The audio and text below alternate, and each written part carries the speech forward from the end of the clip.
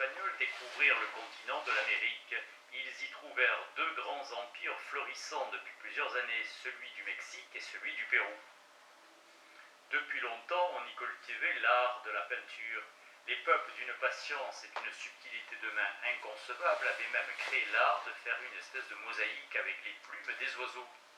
Il est prodigieux que la main des hommes ait eu assez d'adresse pour arranger et pour réduire en forme de figures coloriées tant de filets différents.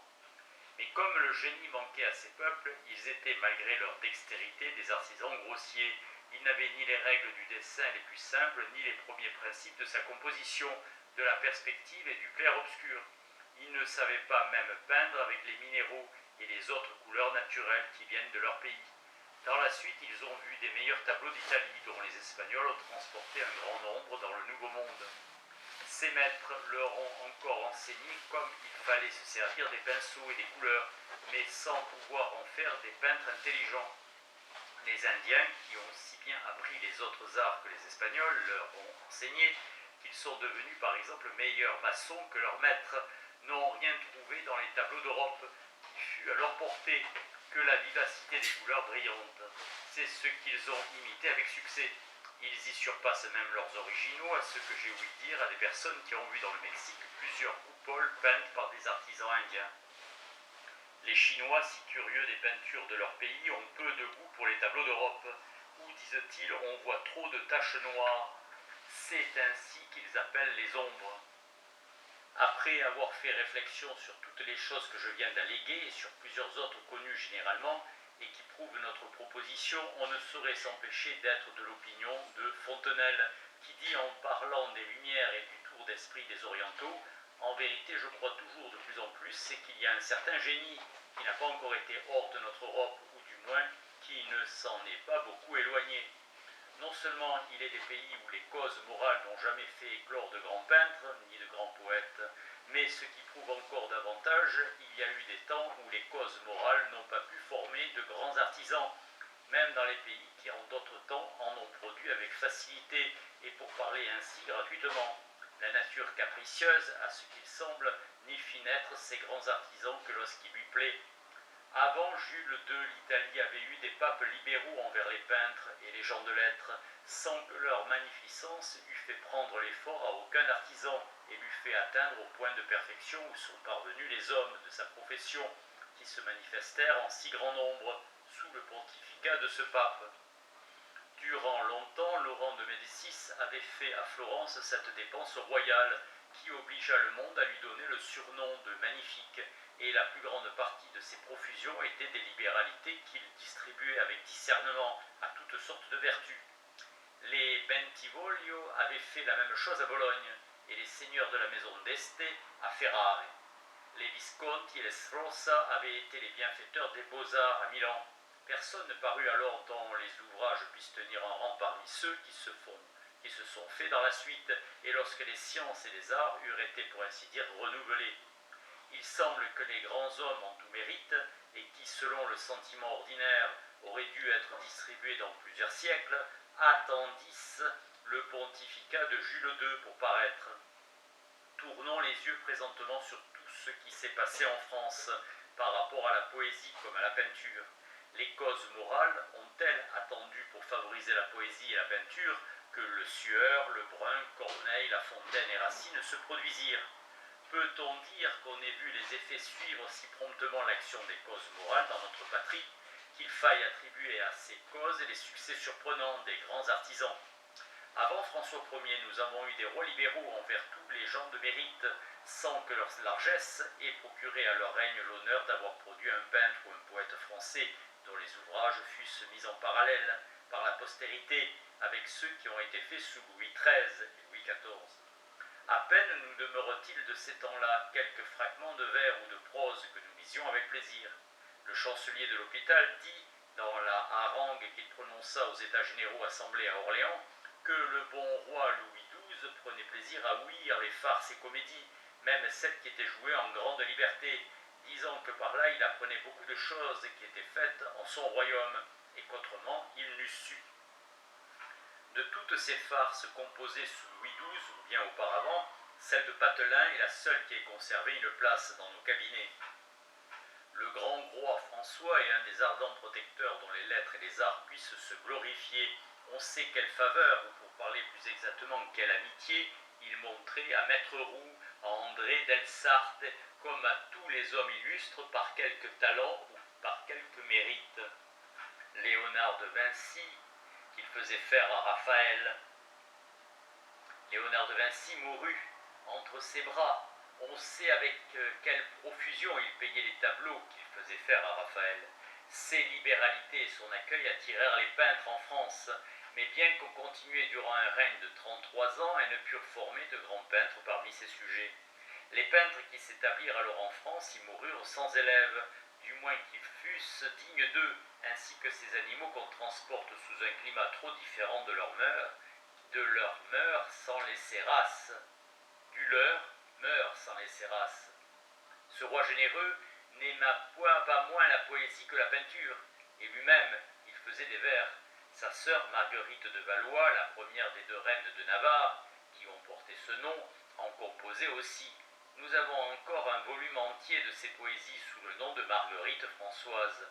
Aussi le règne de François Ier produisit-il une grande quantité de poésie, mais celles de Clément Marot et de Saint-Gelais sont presque les seules dont on lise quelque chose aujourd'hui. Les autres ne servent plus que d'ornement à ces bibliothèques, où les livres rares sont autant de droits de prendre place que les bons livres. Comme les changements survenus dans notre langue ne nous empêchent pas de lire encore avec plaisir les morceaux que Marot a composés dans la sphère de son génie, qui n'était pas propre aux grands ouvrages, il ne nous empêcherait pas aussi de lire les œuvres de ses contemporains, si d'ailleurs il y avait mis les mêmes beautés que les poètes du siècle de Louis XIV ont mises dans les leurs. Henri II et Diane de Valentinois se plaisaient beaucoup avec les muses. Charles IX les honorait jusqu'à leur sacrifier lui-même, pour ainsi dire, et les vers qu'il composa pour Ronsard valent bien les meilleurs qu'ait fait ce poète illustre. Ta lyre qui ravit par-de-si doux accords te donne les esprits dont je n'ai que le corps. Le maître est en rang et te sait introduire où le plus fier tyran ne peut avoir d'empire. Ce prince fut le célèbre Jacques Amyot, fils d'un boucher de Melun, grand aumônier de France. On sait à quel excès Henri III porta ses profusions envers la Pléiade française, ou la société des 7 astres les plus illustres de la poésie française sous son règne. Il ne pratiqua point certainement à leur égard la maxime de son frère Charles IX, que nous avons déjà citée, touchant la subsistance qu'il convient de donner aux poètes. Tous les beaux esprits qui vécurent sous Henri III, et même ceux qui souvent abusaient de leur talent pour prêcher et pour écrire contre lui, eurent part à ses prodigalités. Dans les temps dont je parle, les poètes et les savants étaient admis par nos rois à une espèce de familiarité. Ils en approchaient avec autant de privauté, ils en étaient aussi bien accueillis que les mieux huppés de la cour. Cependant, toutes ces grâces ni tous ces honneurs ne donnèrent point assez d'haleine à personne pour s'élever au haut du Parnasse.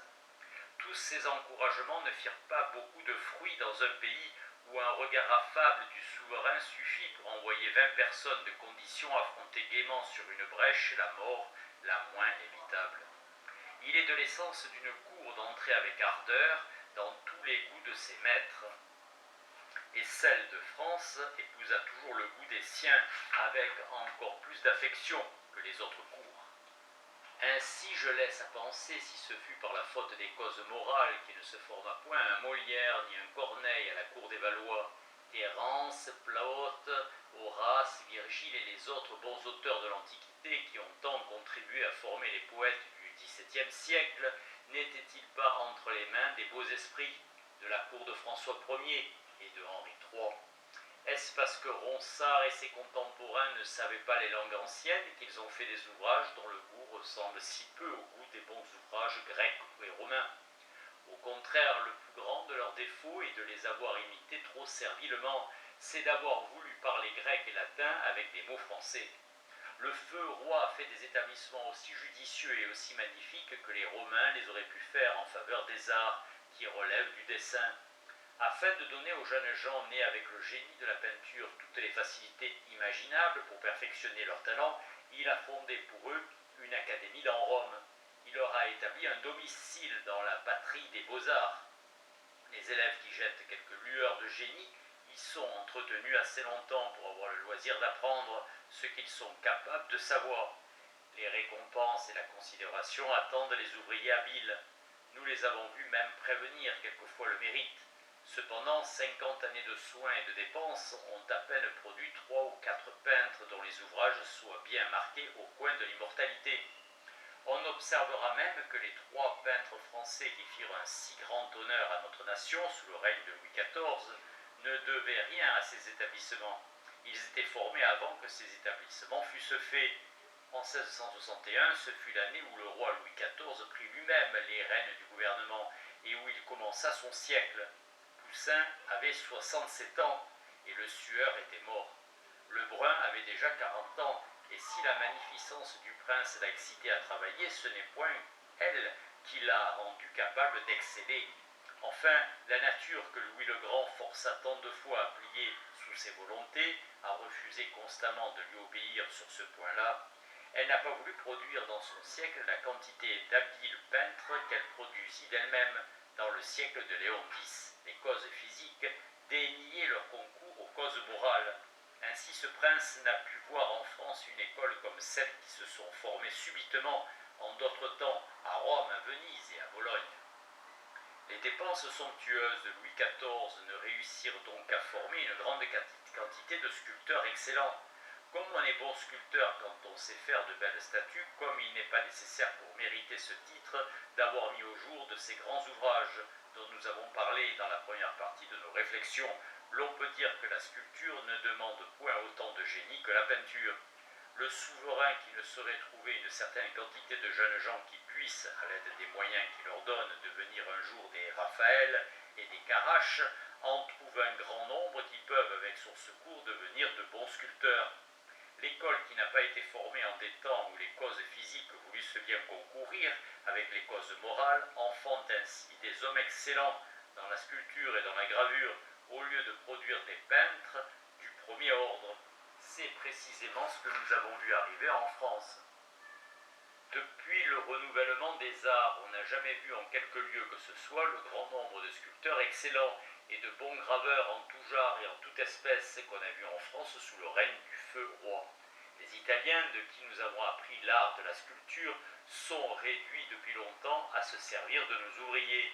Puget, sculpteur de Marseille, fut choisi préalablement à plusieurs sculpteurs italiens pour tailler 2 des 4 statues dont on voulait orner les niches des pilastres qui portent le dôme de la magnifique église de Sainte-Marie de Carignan à Gênes.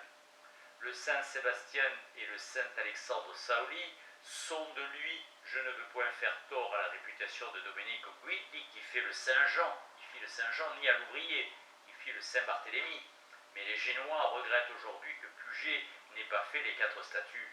Quand les jésuites de Rome firent élever, il y a 45 ans, l'autel de Saint-Ignace dans l'église du Jésus, ils mirent au concours 2 groupes de 5 figures de marbre blanc qui devaient être placées aux côtés de ce superbe monument.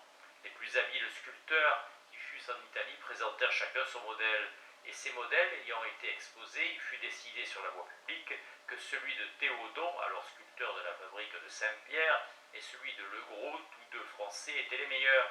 Ils firent les 2 groupes qui sont cités aujourd'hui parmi les chefs-d'œuvre de la Rome moderne.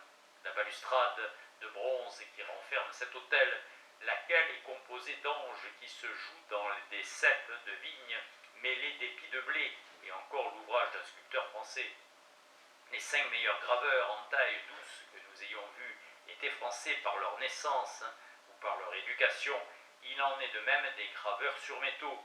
L'orfèvrerie en grand et en petit, enfin tous les arts qui relèvent du dessin, sont plus parfaits en France que partout ailleurs.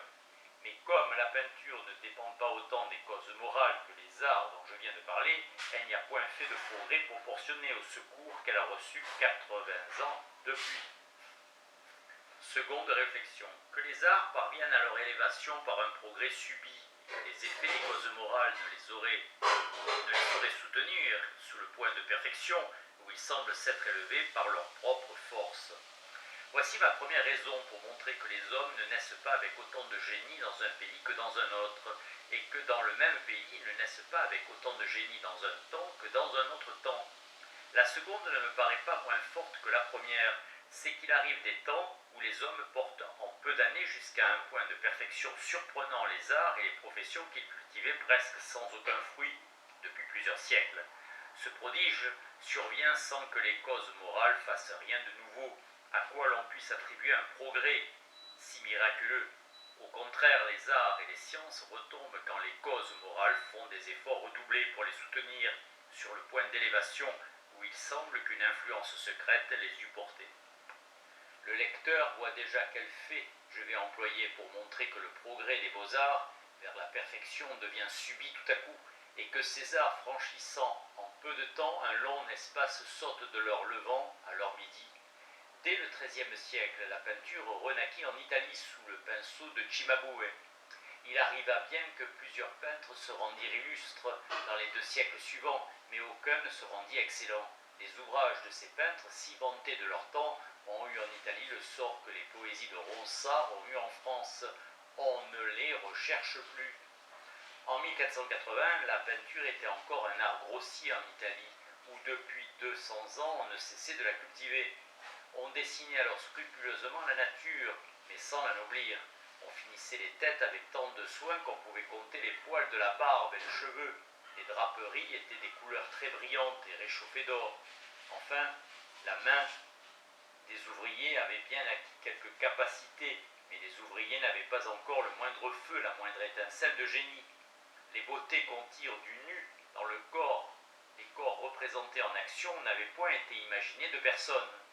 On n'avait point fait encore aucune découverte dans le clair-obscur, ni dans la perspective aérienne, non plus que dans l'élégance des contours et dans le beau jet des draperies. Les peintres savaient arranger les figures d'un tableau, mais c'était sans savoir les disposer suivant les règles de la composition pittoresque aujourd'hui si connue. Avant Raphaël et ses contemporains, le martyre d'un saint n'émouvait aucun des spectateurs. Les assistants que le peintre introduisait à cette action tragique n'étaient là que pour remplir l'espace de la toile que le saint et les bourreaux laissaient vide.